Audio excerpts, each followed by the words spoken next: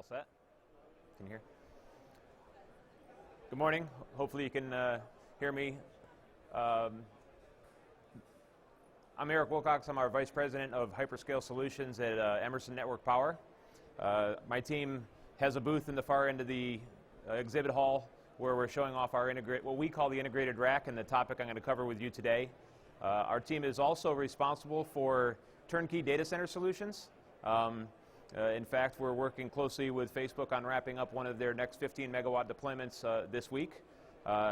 In that initiative, we obviously can bring some end-to-end evaluation that we're going to share with you today during the presentation. Lots of different options. It's very exciting to be a part of the summit this week, seeing a lot of end customer interest, seeing different technology and innovation, and we're going to share with you how we're intending to innovate and be a part of that community. So one of the things, and we've been working on this, I've been a part of the OCP Summit for the last 4 years, dating back to when it was in the San Antonio rack space facility. One of the early things that we've been working with the community on is, there's the definition of what's needed to engage and energize the IT equipment.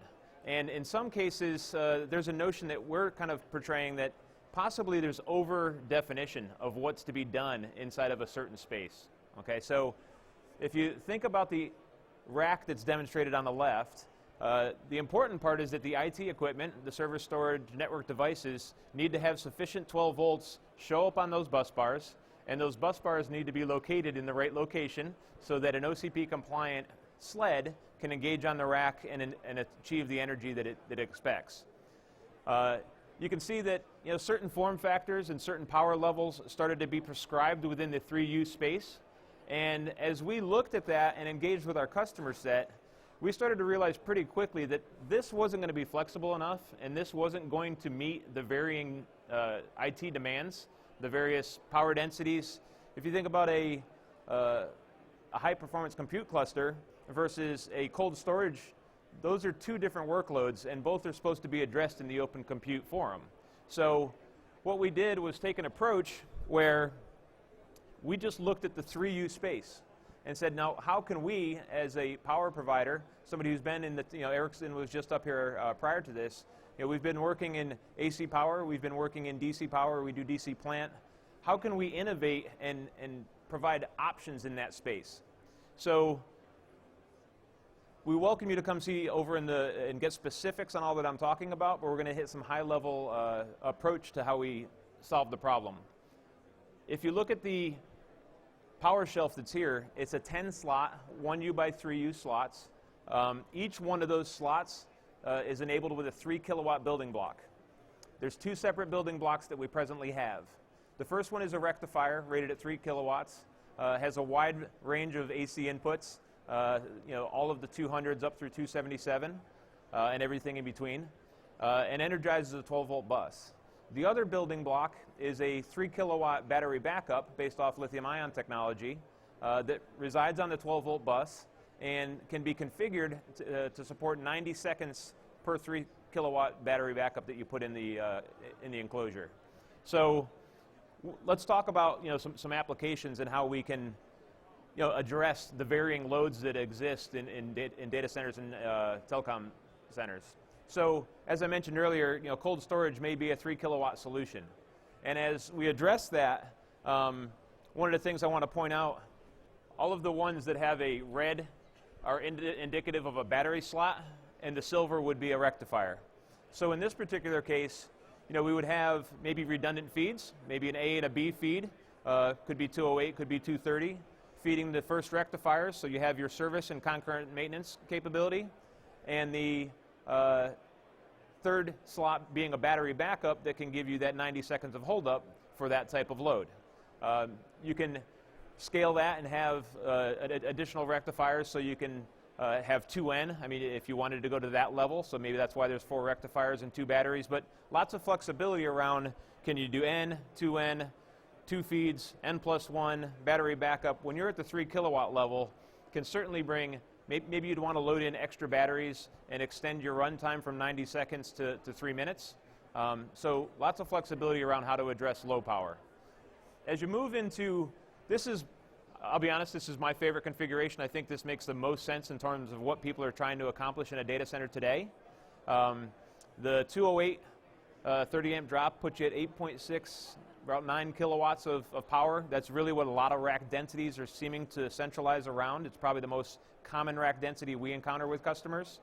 So if you think about how to energize that, you can take, if you look at requiring different slots, and these are all very configurable on the AC slide, on the AC input, you can allocate 3 rectifiers for your A service feed, 3 rectifiers for your B service feed, so now you have 9 kilowatts of redundant capability, and then a final 3 batteries for battery backup. So in a 3U space, you've supported 9 kilowatts of IT load with an A and B redundant service feed and the battery backup. Now, if you think about what that means in terms of space in your data center, offsetting some UPS, which we'll talk about, and then keeping that availability in a very small footprint, this pays off pretty nice on a density and flexibility of the solution. The last example, I believe one of our partners has this on the floor today or is in development with us, is just loading it up for an HPC cluster and going for maximum power in the given footprint so you can energize a lot of equipment in a small rack space. In this particular case, we've loaded up 9 plus 1 into 2 power shelves for a total of 48 kilowatts on with that N plus 1 modular level redundancy. This will also scale to a 3rd shelf. You can have up to 72 kilowatts contributing on 3 shelves, all managed off of a single control card. So, with this type of technology, you can scale from 3 kilowatts up to 72. We've represented 48 here today, just through building blocks and configuration and working with us on how to establish and interact on that solution. Now, I'm going to go through this a little bit quickly. For us, it's all about, Emerson provides a wide variety of solutions. We certainly have AC UPS. We have a lot of varying ranges of DC plant. We have a bunch of products. So we're not necessarily trying to always project the right answer. I think we would encourage you to engage with us on the challenges in your data center, the challenges in your IT stack, and understand how can we achieve simplicity, density, flexibility, efficiency, and cost benefits to you. Now I'm going to focus in the next slide a little bit around kind of the cost, but if you look at efficiency, and we'd be happy to share this study, traditional architecture versus the OCP architecture, if you go from your service voltage, your 480 volts, all the way to the 12 volts that services the IT stack, we see between 4 and 7% efficiency. And you'd say, well, why the range? Well, if you're in an N plus 1 versus a 2N, those are 2 different discussions, and they're going to have 2 results. So we'd be happy to work with you and understand architectures you're running today versus this architecture, and how can we demonstrate the benefits of these, not qualitatively like we've done here, but quantified, so that you can work with your management and understand why is this a motivating architecture for your business. So let's talk about, we'll quantify one of them, right? Of course, we're going to pick cost. That's the biggest driver in everybody's data center. We can talk about all the soft benefits, but if it doesn't translate back to cost, generally speaking, it doesn't get a lot of interest.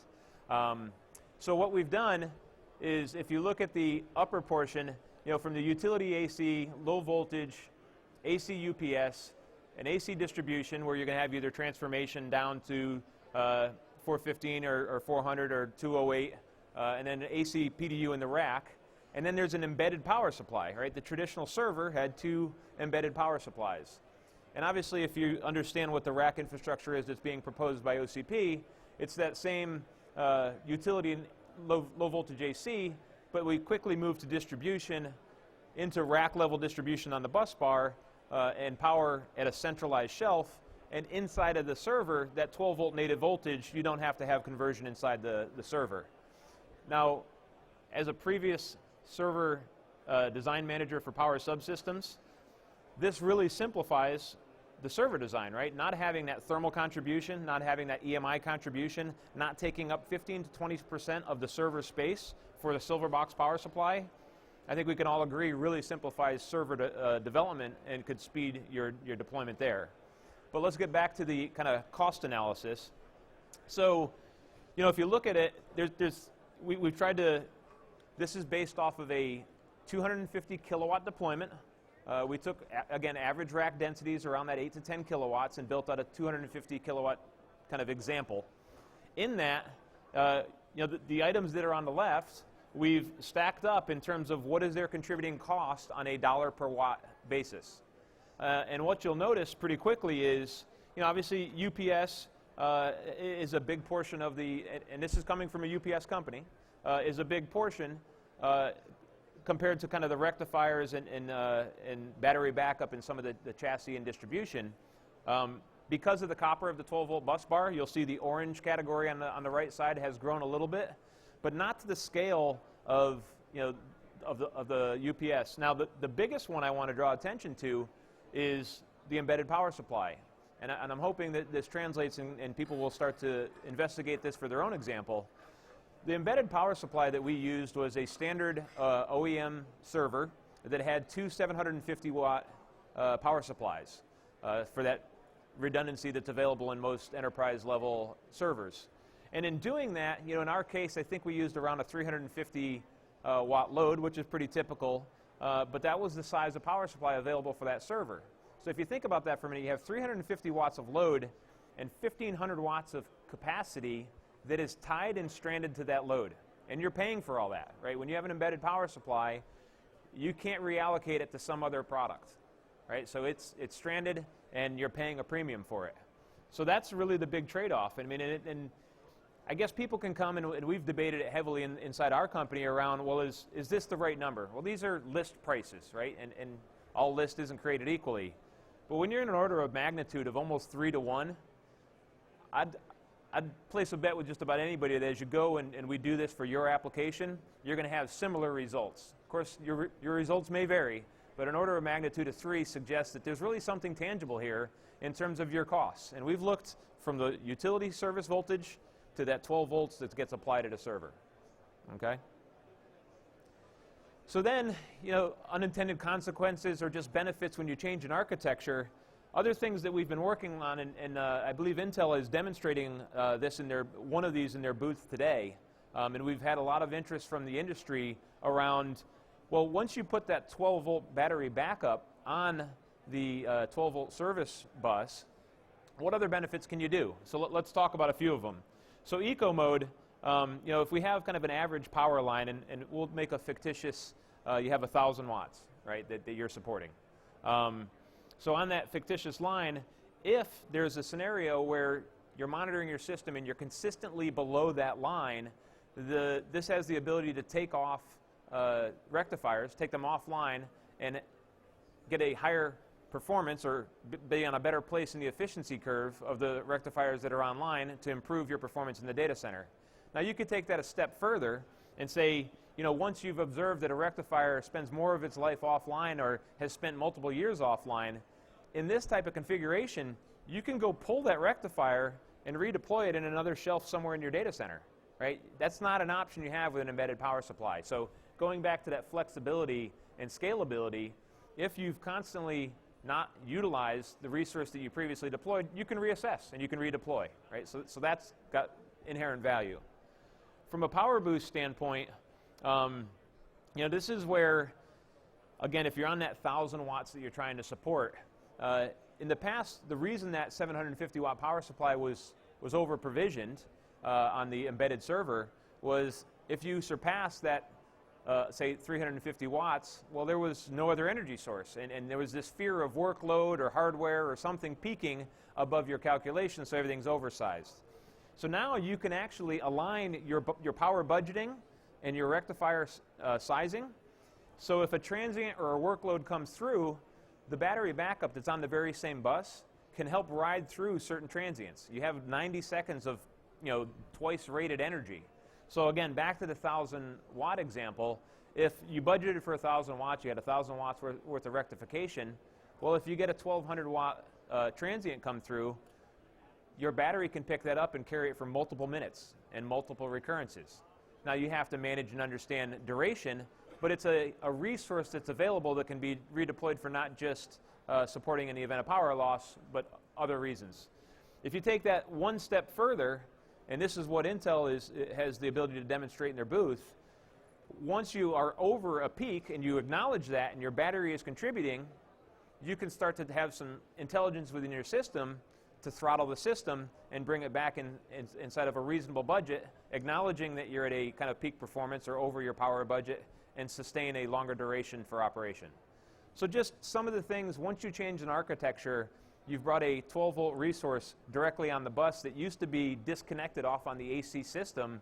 You can start to use it in more innovative ways. And that was really the premise is, as we create this fantastic environment for contribution and collaboration, we need to continue to innovate and work kind of end-to-end benefits.